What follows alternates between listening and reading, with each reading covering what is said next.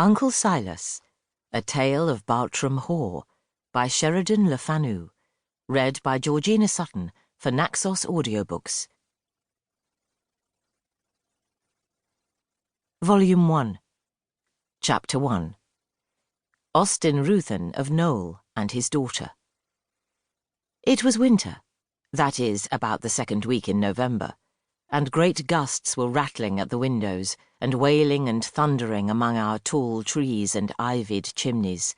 A very dark night, and a very cheerful fire blazing, a pleasant mixture of good round coal and spluttering dry wood in a genuine old fireplace in a sombre old room.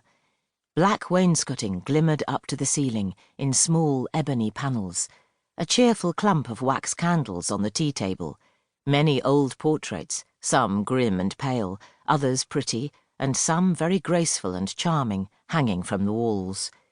Few pictures, except portraits, long and short, were there.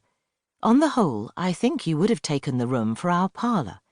It was not like our modern notion of a drawing-room. It was a long room, too, and every way capacious, but irregularly shaped. A girl of a little more than 17, looking, I believe, younger still, slight and rather tall, with a great deal of golden hair, dark grey-eyed, and with a countenance rather sensitive and melancholy, was sitting at the tea-table in a reverie. I was that girl. The only other person in the room, the only person in the house related to me, was my father. He was Mr. Ruthven of Knowle, so called in his county, but he had many other places, was of a very ancient lineage, who had refused a baronetage often, and, it was said, even a viscounty, being of a proud and defiant spirit, and thinking themselves higher in station and purer of blood than 2/3 of the nobility into whose ranks, it was said, they had been invited to enter. Of all this family lore I knew but little, and vaguely, only what is to be gathered from the fireside talk of old retainers in the nursery. I am sure my father loved me, and I know I loved him. With the sure instinct of childhood, I apprehended his tenderness, although it was never expressed in common ways. But my father was an oddity.